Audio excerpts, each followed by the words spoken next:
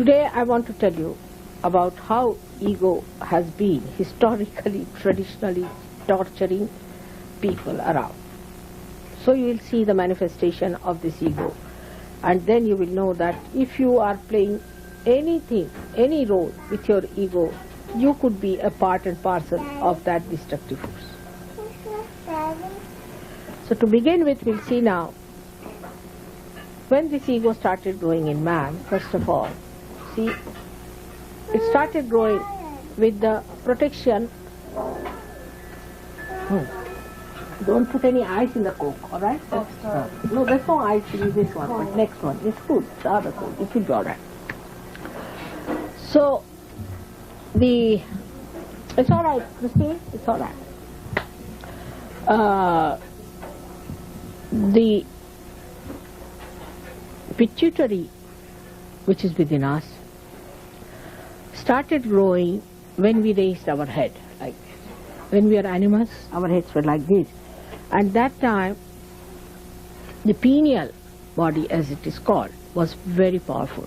They say in human beings the pineal doesn't work out. It's not true. It does. But they don't know how it works. Come along. Nice to see you. All right. So, this pineal body within us was very active when we were animal state. But when we raised our head, you see, a chemical change took place within ourselves, in the sense that our brain started growing in a pyramid, which I have told you how, with the parallelogram of forces and all that, it has started growing into a pyramid. And when it became like that, you see, because first it was only the pineal body looking after the superego, up to the animal kingdom, up to the kingdom where the animals sort of became more sort of humanized. Then the ego started growing. It's the only animals who can use the matter. Human beings can use the matter, not the animals. Animals cannot use the matter for their own purpose. When they started aggressing the matter, the ego started developing, and we developed this, what you call the pyramid of our brain. We started growing more and more and more and more like this. But when it reached its height, then we started using our ego more. We didn't stop at that point. We started moving on the other side. So this went down and it covered it completely like that. That's why we say the pineal body in the human beings doesn't work. It functions, no doubt it functions. As a result of that, you see, when we saw this ego was growing, as a result of that, people felt extremely overconfident. What's wrong? Business started long time back. It's at the time of Columbus. As I said, if Columbus had come to India, he would not have seen me here. He would have finished all the Indians there. Not him. He was a very nice man, but those who followed him. In the same way, this ego started destroying people, and they had an idea for triumph and killing people, occupying lands, occupying territories, accumulating wealth, went on and on and on and on this level. Then from there, they started, when the marriage system started in a proper way, again the aggression started on the women, and now the women are aggressing men, like that. It all became so aggressive. But when you aggress, you don't see that you are aggressing. This is the problem of the egoistical person. Though he may be a seeker, though he may be a very genuine seeker, but if he is in the area of ego, he never feels his own catches, because the ego is in between, the reality in himself. So he cannot see his own catches. He cannot see how he is aggressing others, and he doesn't see how he is hurting others, troubling others, torturing others. And such a person can be extremely arrogant, extremely, strangulating. This is what happens when you get cancer also. When you get the cancer, what happens? It starts with the left side, no doubt. But when it comes into the person, then he becomes a person who is vulnerable to a disease, or a disease where the person is aggressed. The cells of the body first develop the aggression. We call it malignant. When this cell comes in contact with others, that also becomes malignant. So that's how the malignancy spreads. And when it spreads, what happens? That supposing in the nose there are some cells which become malignant. So they start obstructing other organs to grow. The only nose will start growing like that. You mean to say, not outside but inside.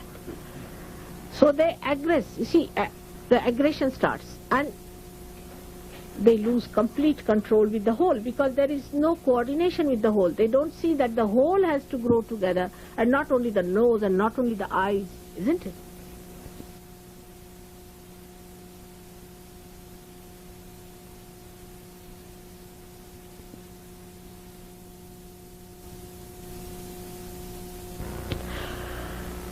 Now, ego manifests in so many ways. Through your eyes, through your ears, through your mouth, through your nose, everywhere. Because you go against God, that is, you go against collectivity, because you go against Sri Krishna, against your Vishuddhi Chakra. That's first thing it manifests. Nowadays, nobody beats people like this. You see, we have become subtler in our ego manifestation. We use this part, not hands. It can be that you show temper through your eyes, or it can be you flirt with your eyes.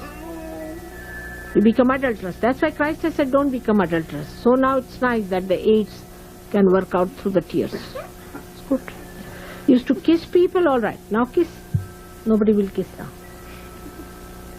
You used all your Vishuddhi Chakra so far to express all filth. Now the filth is pouring out. So, in the second stage, when we understand that is through the Vishuddhi, that is this America, we express ourselves, our ego. So what should we do? First of all, stop talking. Here the way people talk, I mean, you see, you have to just start opening your mouth like this, and like that you go on. And the other is talking. You tell them something, they just come on you with all the knowledge, they have known everything, A to Z, and you don't know where you are. How do you stop talking? I've told you a practical thing. I'll get you betel nuts, which I'll vibrate, put it in the mouth. And you take it out when you have to talk, otherwise keep it there. That's Sri Ganesha. Don't take it out. Stop talking. If you stop talking, your hypocrisy will go away. But through our face, we are hypocritical. Everything works out through Vishuddhi. Now see, a person who is extremely aggressive, you see, can also act to be very, very sweet, you see. If they have to exploit you or make money out of you, they can act. Acting. The whole acting comes through this Vishuddhi. Then you act. You are a very gentle person. You are very good, but you are not. You are aggressive. So, for that, you have to know that talking less will reduce 50% of your hypocrisy and acting. 50%. Now 50% still left. Now what to do with the 50%? 50% is a thing where we have to know what other chakras are responsible for ego manifestation. One is the Hamsa, is very important. Hamsa is. We use when we want to show our temper. Indifference. Then a person thinks, oh God, what have I done to this person? That's how we show our temper. All the time like this. That's Hamsa. And that's why we have to use what we call the simple thing called ghee or something oilish. For ears, for nose, for eyes the kajal, and for this portion also you have to put some ghee in hot water or milk and take it so that you soothe down your nerves and you soothe down your Vishuddhi and also you shoot down the, to call in a general way, is the peritoneum, but is the lining. As we shoot down our fingers and hands, when they are dried, we have to shoot. Rub ghee here, oil here, oil there, in the head. Now the modern style is not to put oil in the head. You will become balded gentleman. Of course, you can still act like Yul Brynner, but he died of cancer. His sister is our disciple. And you will develop funny hairstyles, everything. And now this modern fashion has started, don't put any oil. I don't know from where it is. The children also, they say don't put any oil in the ears. This is doctors, they want to create patients. Don't listen to them. Before going, traveling or anywhere, put oil in your ears, into your noses, not the oil but ghee, and control your peritoneum through your Hamsa chakra. It's very important. This is the chakra which really helps you very much to shoot down. Now in Sanskrit and also in a many colloquial language, ghee is called as Neha, and Sneha is love. Neha also is love. So you have to oil it down so the frictions are less. We know in nature when we have to reduce the friction, we put oil. Like we have to say launch a ship, because I have launched, I know what it is. They had to put grease on the thing and you just touch the ship and the ship moves so smoothly onto the sea. Beautifully it moves.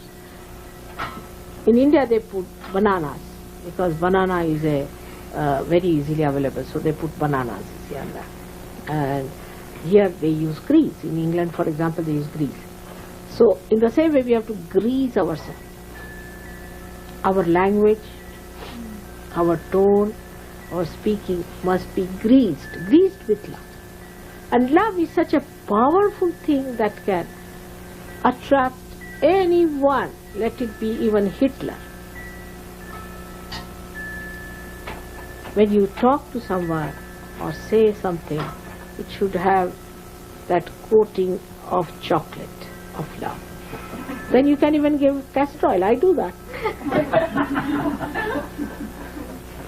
So, all these things are to be understood in its essence, that we should not become stupid as other people are. We are yogis, and we have to have an ideal life which manifests itself in all kinds of dynamism. And we do not waste this great blessing that we have got.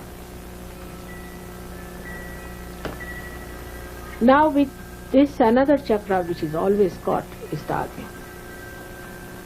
Agya chakra. In the Agya chakra, we have to become thoughtlessly aware, but we cannot.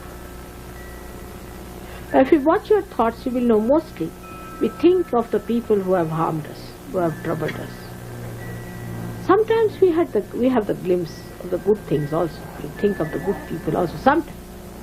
Normally, we are thinking about the people who have harmed us, hurt us, this thing, that. Now Christ, who is Sri Ganesha, and who has all the powers to kill us and finish us off and destroy us completely, has given us the greatest weapon is to forgive. So the mantra here is forgive. And you have to see that you forgive others. Anybody says anything, forgive.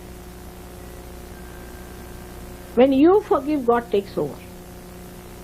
And He knows how to handle or mishandle or to do whatever He likes to that person. That's not your job. You just forgive. So you give him a ticket. Go to God. I forgive you. I'm nothing. And you have to forgive. And that is the thing you can enjoy your Agya chakra very well and raise your Kundalini beyond by saying forgive, forgive, forgive 3 times. And you have to say the mantra of nirvichara. No thoughts. Agya is the one which brings thoughts to you. That's why Christ was so particular on the eyes. That thou shalt not have adulterous eyes. Try to concentrate your eyes on the Mother Earth for some time. She'll suck you. So that your attention doesn't become that wobbly, becomes concentrated and equalized and balanced. When that is done, your eyes become so powerful. Even if you look at somebody, you can cure that person. And the innocence will start coming in your eyes. You will not have lust and greed. It's a very dangerous thing people are playing here. I mean, I didn't know all these things people do. But I saw it in the West. I mean, everybody's looking at every girl. What is the joyless pursuit? Why turn your eyes to anything that you don't get joy out of? At every girl, a man is looking, a girl is looking at every man. What's this nonsense? Why waste your energy? I always look at about 3 feet height. You see all the flowers there, you see all the children. One day somebody asked me, don't you feel like looking at handsome men? I said, I'm not a fool. I look at the most handsome things at 3 feet level. He said, you must be a fool to look at this. I'm not. That's what it is. So that will give you tremendous amount of energy because you preserve all your energy through your eyes. Eyes are the windows of that power. If you try to preserve it, it's all right. Otherwise, like nowadays, save water because you wasted your water, so now save water. But when your eyes are innocent in this shower of bliss, you enjoy that bliss. You don't have to look at anyone. You don't have to say anything. You just enjoy. Just feel the joy pouring into you completely. Because the ego has vanished. This is an aggression to look at everyone like that. It's an aggression. I have known people who mesmerize women, who mesmerize men. I have known women like that. I've seen in the parties, I see the boots coming out of these women.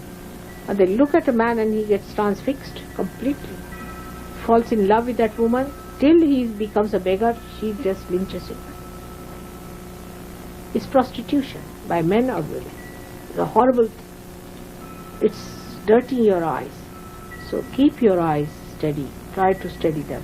If they try to go here and they tell them, look there, that's the Mother Earth. She's the one who gives us all beautiful things. Look at that. And then the beauty of that Mother Earth will come into your eye. And the cleanliness and the innocence will cleanse others. That's how it should be. So to fight this ego, one has to be prepared and must have proper willpower. Because ego kills the willpower of man completely. A man who is an egoist is left with no willpower. He does what the ego tells him. It can murder people, it can be violent. All the violence in America is from the ego manifestation. Because there is no respect of the law, not of human laws, but not of God's laws also. That's how people behave. They incur diseases, horrible things. A person who is not egoistical will not get cancer. You have to be egoistical to get cancer, though it's a left-sided thing. But you have to have ego. Vulnerability comes through ego. And then it acts. If you are egoistical, you are vulnerable to cancer. So first thing, if you survive from, say, cancer, you will have the other one waiting, where you will be transfixed like this. You will become like some of the things I see in the TV, where people are given some sort of an artificial thing and they are just nothing but machines, and they move their hands like machines, they walk like this, they look like human beings, and they walk straight like this, they can't feel anything. Like that you will become. Because ego takes you away from emotions and away from the left side, and you become really a person like a machine. You become like a machine. I met him on dentist. He came to me. He said, "Mother, now I cannot cry. I cannot weep, and I do not feel bad when somebody dies." I said, "So what do you do?" "I jog." I mean, jog means running away from yourself. Jog for how many hours? 5 hours. Out of the 10 years he is awake, 5 hours he jogs. What else will happen?